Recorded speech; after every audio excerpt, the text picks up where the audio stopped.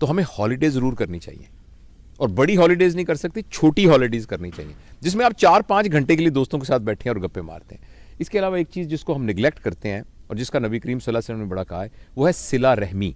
सिला रहमी का मतलब होता है अपने रिश्तेदारों से ताल्लुक़। यानी गांव में हमारे अजीज़ रिश्तेदार रहते हैं, शहर में रिश्ते, हमें कम अज़ कम 15 दिन बाद, महीने बाद उनके पास जाना चाहिए, उनसे मिलना चाहिए, उनकी खैर खबर लेनी चाहिए। तो मैं बस अपनी बात को ख़त्म करने से पहले एक छोटा सा आपको वाक़या सुनाता हूँ। मैं कोशिश करता हूँ कि 8-10 मिनट से लंबी बात ना हो ताकि लोग उसको सुन सकें, लेकिन ये बड़ा एक शानदार मैं इस्लामाबाद गया इम्तिहान लेने के लिए, FCPS का इम्तिहान लेने के लिए। वहाँ इस्लामाबाद होटल में मैं ठहरा। तो जब मैं इस्लामाबाद में ठहरा तो मैं चूँकि वहीं पला बड़ा हूँ और वहीं सारा, तो मुझे ऐसे ख्याल आया, तो मैंने एक दोस्त को फ़ोन किया, उसका नाम मिराज है, सुन रहा होगा शायद, न्यूरोसर्जन है वो। मैंने कहा यार माजे में आया हूँ इधर, तो किधर है तू? तो कहता तुम कहाँ ठहरे हो? मैं कहा मैं इधर हूँ जो इस्लामाबाद होटल में जिसका नाम हॉलीडे इन है। तो वो कहने लगा कि ले मैं तो उसके सामने सड़क से गुजर रहा हूँ, कौन सा कमरा है तुम्हारा? मैंने बताया, कहता मैं आ रहा हूँ। अच्छा वो आ गया। अच्छा इतने में ना उसने कहा यार इसके साथ ही महबूब इलाही रहता है, वो खबर में काम करता था खबर, तो वहाँ कोई एडिटर शेडिटर था, तो उसने कहा मैं उसको भी बुला लेता हूँ। वो महबूब इलाही भी आ गया।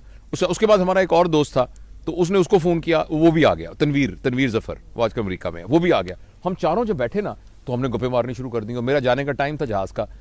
तो अचानक मुझे कहने लगा यार बिल्कुल साथ वाजिद है, ये सारे मेरे स्कूल के क्लास फेलोज थे, एक न्यूरोसर्जन है, एक जर्नलिस्ट है बहुत बड़ा, और जो तीसरा था तनवीर, वो फॉरेन अफेयर्स में काम करता है आजकल न्यूयॉर्क में। तो वाजिद जो हम में से था ना, उसके वालिद साहब थे दर्जी थे, तो उसने वाजिद ने वही वाली काम शुरू कर लिया, और मेलोडी मार्केट के अंदर उसकी कपड़े की बहुत बड़ी दुकान थी, और दुकान के साथ ही उसका टेलरिंग का काम भी था।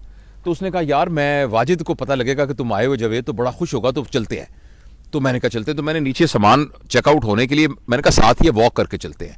हम वॉक करते करते करते वहाँ पहुँचे, तो बड़ी सी दुकान थी, तो वहाँ हम अंदर गए। तो उसने कहा कि एक लड़का निकला, तो मैंने कहा कि बेटा, उसने कहा महबूब इलाही ने, क्योंकि ज़रा मैं तो बहुत सालों से देखा ही था। तो वो कहने लगा कि वाजिद किधर है वाजिद साहब? तो उसने गौर से देख के कहने लगा आप अंकल कौन है? तो हमने कहा हम वाजिद के क्लास फेलो हैं सारे। कहने लगा अब्बू तो 2 साल हो गए, फौत हो गए।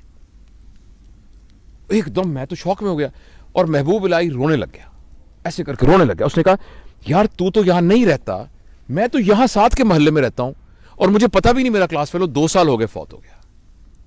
तो एकदम ना फिर मैंने उस बच्चे को गले लगाया, मैंने कहा बेटा तू हमें बिल्कुल नहीं जानता, हम तेरे चाचे हैं हम, और तेरे अब्बा के दोस्त थे। और बड़ा फिर बैठ के हमने फातिहा पढ़ी, और वापसी पे हम सब ने ये फैसला किया कि यार ज़िंदगी का क्या पता है, तो जब तक हम जिंदा हैं हमें अपने दोस्तों से, मिलने वालों से, ताल्लुक़ वालों से राब्ता नहीं मुनक़ता करना चाहिए, उनको मिलते रहना चाहिए। कई लोगों से हम इसलिए नहीं मिलते कि उनसे हमारे ख्यालात नहीं मिलते, या जी उनसे फलानी लड़ाई हो गई थी, फलानी हमारी शादी में वो नहीं आया था, फलानी।